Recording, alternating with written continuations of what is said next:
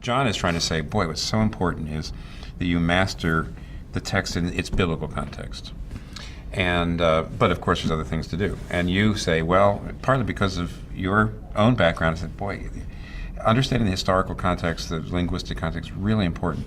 I am one of those people who tends to put so much, I have so much concern about application, as you know, and how this impacts the way, forgive me if Kathy sees that she hates using the word impact as a verb, how it has an impact on how we're living now. And then I will have a tendency to do my exegesis a little bit more quickly and spend most of my time figuring out the application.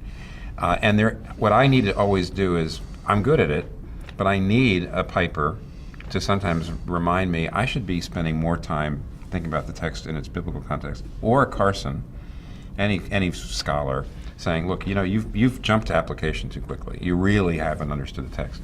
Our temperaments are such, or maybe our backgrounds are such, that it's almost impossible to be as balanced as we ought to be. In fact, we can balance each other if we listen to each other and we don't think any one of us has hit it just right. I mean, that sounds a little bit maybe wishy-washy, but you guys discipline me. When I read your stuff and listen to your stuff, it disciplines me and makes me say, a lot of people like the way in which I preach to modern culture, but I really need to be, I need to learn from other people who I think do some aspects of biblical preaching better than me. Yeah, and but that's why I tried to give the model of not going from there to the text too quickly. Right. To start with people out here and bring them into the biblical world so they can see how it's working, and then come back out to it. And you do that almost intuitively, usually you don't spend a lot of time in your sermon going line by line, phrase by, but on the other hand, you get the heart of the issue pretty fast. But there's a danger. There is a danger, but on the other hand, you have got into the biblical world, and then you've come back here. When I was a younger man, since we're talking about age here, when I was a younger man, I think I sometimes did that irresponsibly. What's happened is, over the years, for 10 years I preached 3 times a week. And I've preached through, after all these years, I've preached through almost everything.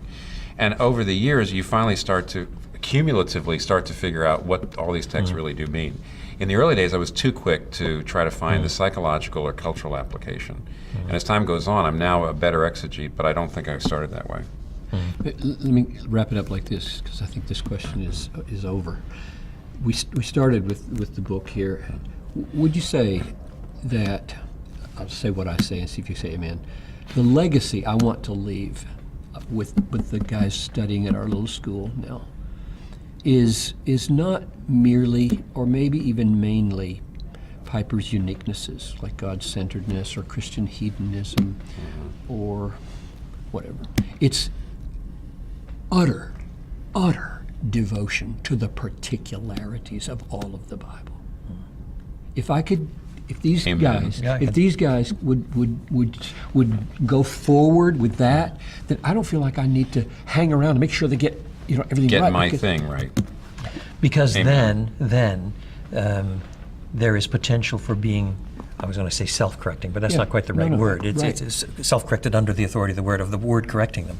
Otherwise, the dangers become multiplied again and again and again, that the current fad, we start bouncing off the Scripture in order to sound prophetic, and what we've actually lost is the actual control of Scripture. No, I agree with that. I certainly say amen, because when you do push something like God-centeredness or enjoying God or gospel-centeredness, you are always usually trying to correct some imbalance you see in the church. And the danger will be that your disciples say that's what it's all about, when actually this is what it's all about. So I agree, that's the legacy. Amen.